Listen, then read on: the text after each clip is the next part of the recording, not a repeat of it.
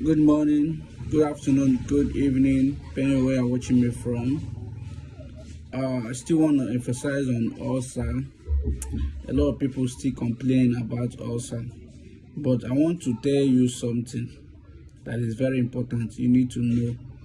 A lot of people have spent millions of naira thinking ulcer they have is a spiritual problem.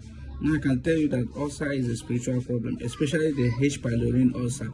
That is the bacterial ulcer. You see, H. pylori ulcer, it's caused by a bacteria, that is the H. pylori bacteria. And you see, this bacteria is a very stubborn one that does not just clear your body system.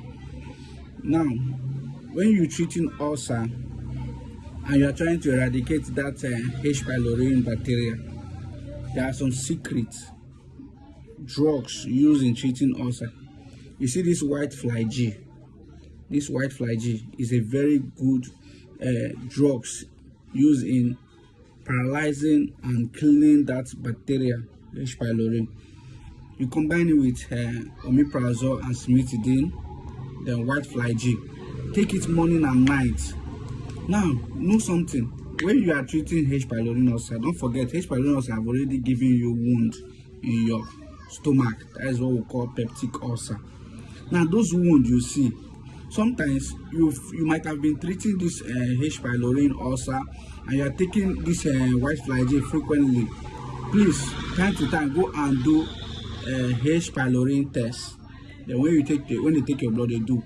Sometimes you see that the H. pylori might not be showing in your blood, and you still have signs of ulcer. Yes, there are wounds there.